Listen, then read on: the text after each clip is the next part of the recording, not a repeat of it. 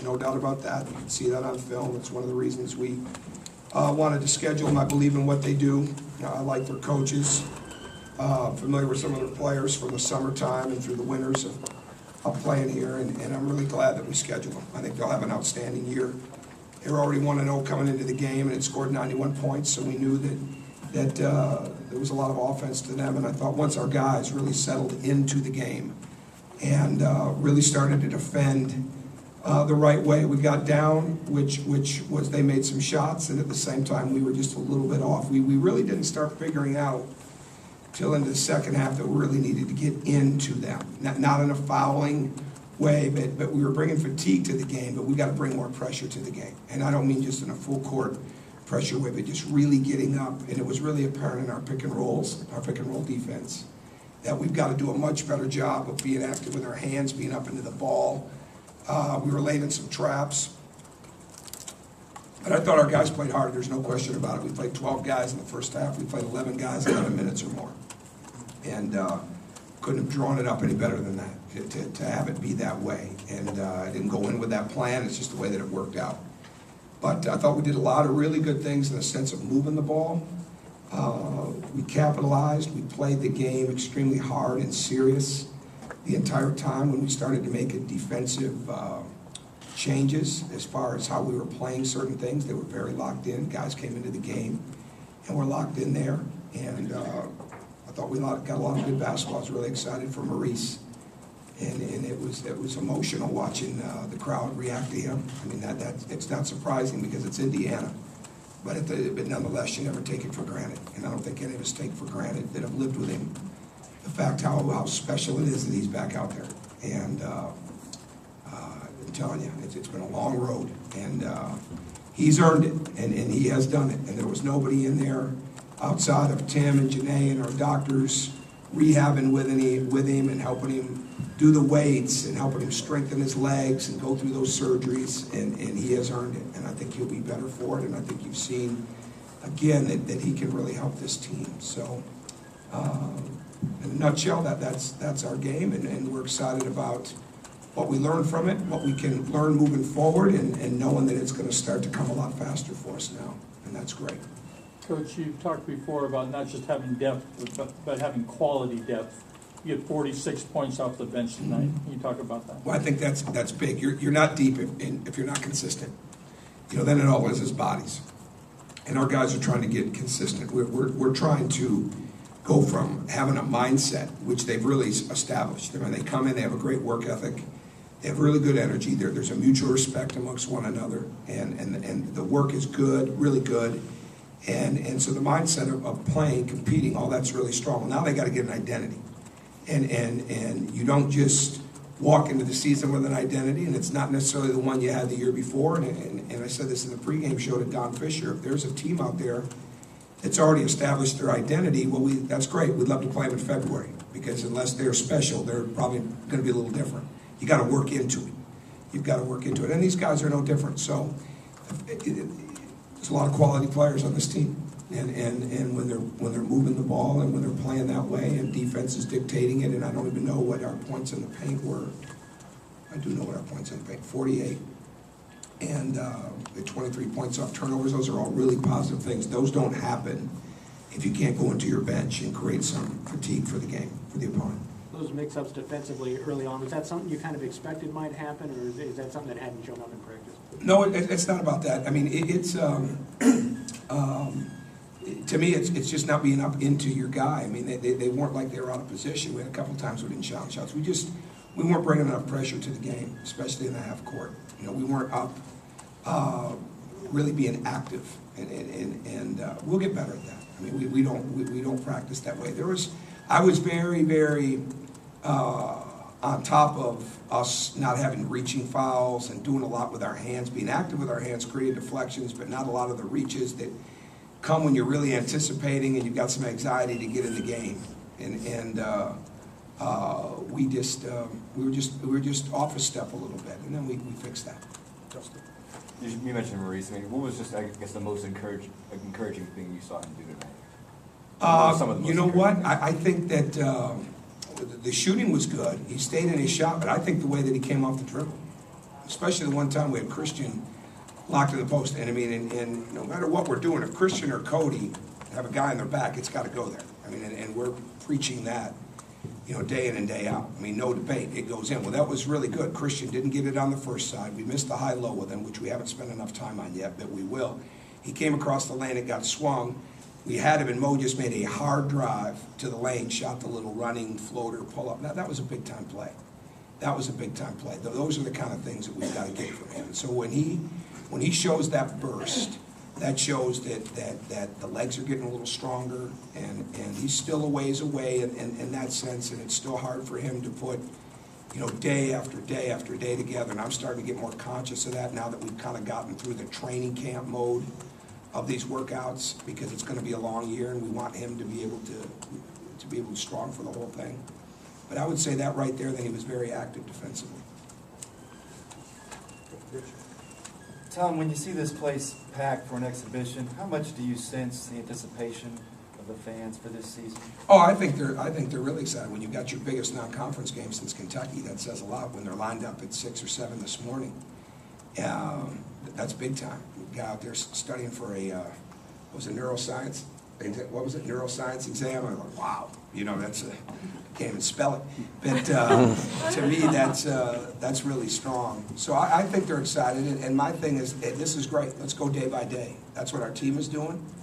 And that's what we need our fans to do. I mean, it's a long year, and it's one thing to anticipate the future, but the future wouldn't be what it could be if we weren't getting the most out of every day. And we wouldn't be where we're sitting right now if we hadn't gotten the most out of every day. So it's really important that our fans stay in the process with us on that, and that we never get ahead of ourselves. But they're excited, and they bring a lot of energy to it, and it's going to be a crazy, crazy atmosphere in here next Friday night. I know that. Michael? Hey, Tom, I know you've decided to go with a scrimmage instead of playing another exhibition game, you know, like this. Just what was the rationale for that, and why did you decide to Some do of it it, this year? I like it. First of all, we did it some at Marquette. But the biggest thing is there's a certain number of home games that we want to hit. And if we start going over that, okay, then it becomes, you know, the ticket prices are going up and all those type of things as far as for the season ticket prices. So we're always going to try to be somewhere in that 19, 20, you know, usually 20 is a good benchmark. And when we're playing these exempt tournaments like we did last year, we're playing 4 games at home. And this year we were playing the 2 games at home. And then we have one more home game rather than a road game. You know, we kind of get our number for what we need to do at home, and that allows us to do that. We could very easily go back to an exhibition next year. And it's really just, because we haven't made a decision on what we're doing next year with the exempt tournament. So in a nutshell, that's what it really comes down to, what you're doing with your exempt tournament. If we went to a situation where we go, you know, like when you go to Maui, and it's not for a few years, but when you go to Maui and they're all on the road, well, then we would have an exhibition at home for them, I would think. So we would have a good base number for our fans. And you're going to play Wisconsin, Green Bay? I really, you know what, as you all know, and as I well know, everything gets watched here in such a close way and monitored, and we're really not supposed to discuss or publicly talk about those things. So I'm not being evasive, I'm just trying to follow the rule. And I know it's not always that way everywhere else when they start talking about scrimmages, but we just can't. So, not my rule. You've talked a lot about rebounding as a focus with this team, even with Indiana Wesleyan being a little bit undersized. What did you see from your team today, the way they hit the glass? Oh, I think we're good. I think we didn't get enough and ones at times. I think we missed some layups, but we were very active. There's no question. I'd be shocked if we didn't grade out well on the offensive rebounding end and the blockout. And we'll have to see. But it's that's where it's becoming a mindset for us, and it's got to turn into a strong part of the identity of the team. You know, it's got to be on both ends. We're just too athletic not to be a really good rebounding team. And we've got some things that we want to hit there. And I love throwing benchmark numbers out at them, like North Carolina averaged 45 rebounds a game last year. And sometimes it's not the rebound number, it's more about the rebound percentage. But we really want to be a strong rebounding team. And it's got to be on both ends. Because we want to score more points and we want to get more shots. And so if you want to get more shots, we averaged 54 shots a game last year. If you want to get more shots, you got to get more defensive rebounds to get your break going, and you got to get more offensive rebounds for putbacks. So it really coincides with what we're preaching on a daily basis on where we want to go as a team. So there's no reason that we shouldn't get a lot better at rebounding. Tom, what do you need to see from Remy? What does he bring to you? I really want to get the team personally to be able to look out there, and they determine it, not me, but I want to look out and say, okay, we've got 7 starters, we've got 8 starters, you know, we've got some injury situations now, we've got Hunter coming back, and we're being conservative with him right now, but I mean, there's a guy that's potentially in that boat. Derek is a guy that has started, but now he's going to be out for a while, obviously. Remy's one of those guys. I mean, if I had to look at it today, he's one of those 7 guys that I'd say he could start for this team. Now, obviously, you don't get to start 7, but it means if you got guys that are that good, that means they can finish, they can impact the game on both ends of the floor. You shouldn't miss a beat when they're in the game, and we need Remy to be that way. He got better throughout the game. He was not as aggressive as he needed to be. You know, he's playing in a box, which is one of my terms of like where you're very narrow and you're not spreading out and really bringing that spacing to the game and creating havoc for the man. And he got better at that. Remy doesn't have an idea of how good he is. He really doesn't. I love him to death, and we're coaching him every day to figure this out. He doesn't have an idea of how talented he is, how tough and strong he is. And you saw some signs of it with the rim. But we've got to get Remy to go from flashes to consistency, you know, day in and day out, because he's one of the most well-loved guys in that locker room. He's a great kid, great personality, incredibly hard-working student, and I don't think he's scratching the surface right now of how good he can be when he's out on the court. So that's what we need from him. Was there ever a time with Maurice when he considered that's it, I can't go anymore? Oh, I'm sure, absolutely. I'm sure there were many days in his mind, and certainly we had to look at it the same way. I mean, you don't want to put somebody in a situation that they can't achieve from. And he's done it. I mean, he's had a lot of help with people around him and pushing him. I'm telling you now, I mean, he's done it 3 times.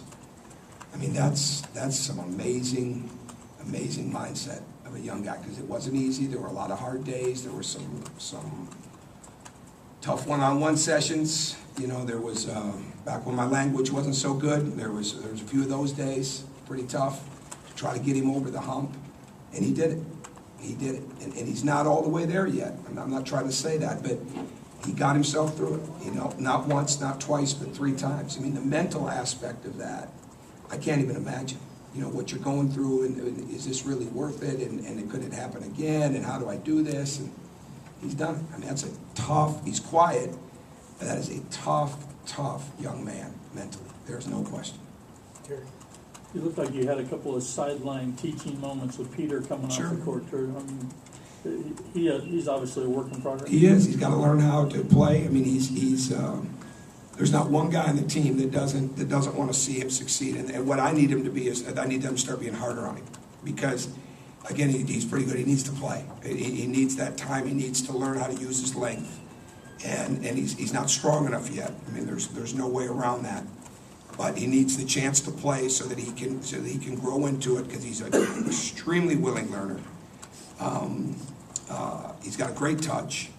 The game is moving a little fast. I mean, he just got to. There's little things like cushion steps and things like that. He's got to learn to use his size, especially against people that maybe aren't his size. But he's going to get a lot better. Your thoughts on Yogi and how he performed? I thought he was excellent. I thought Yogi brings an edge to the game. He did it in high school. He did it in the summer. This is the same kid that went to the McDonald's game and had 8 assists, no turnovers, in a game where nobody's trying to walk out of there with 8 assists. You know, 8 shots every 2 minutes maybe, but not 8 assists in a game. And that's who he is. I mean, his defense, he's so well coached. I mean, just so well coached. And I think it's been for a long time. I think it starts with his dad. I think it's carried through the summers, and there's no question that Ed Schilling's one of the best coaches around. And to me, he's got that edge. I mean, he was on the ball. I mean, he played hard every possession, and he still wants to hit home runs. You know, he's going to be a doubles hitter too, but he's got to be a singles hitter for us. But he still has got to learn to value the ball more, and he will. But he brings it every day. He brings it every day, and he's improving rapidly. Last question. You mentioned Honor and Peter earlier. Do you have any better idea in terms of their claims, their eligibility? Well, situation? what I can say about that is we go through a lot in the program, and there's situations that are always going to arise, and every one of them has got a process to it. And we're in the middle of that process. We just are, and that's the extent of it. And they're two great kids that are trying to get better every day. And it's not like it's anything that we're dealing with that just came up. It's been a process for some time, and that's really where we're at with it. Do you have any idea when you expect that process to be finished, or what this No, point would be? no, I wish I could answer that. I wish I could. I just don't. I mean, it's we're in the midst of it, and that's, so it's like anything else. I mean, it's daily, and you don't get ahead of yourself. You just keep staying in the day with it, in the moment with it, and keep working the best way that you can, and see what's next. Thanks, guys. All right, thank you.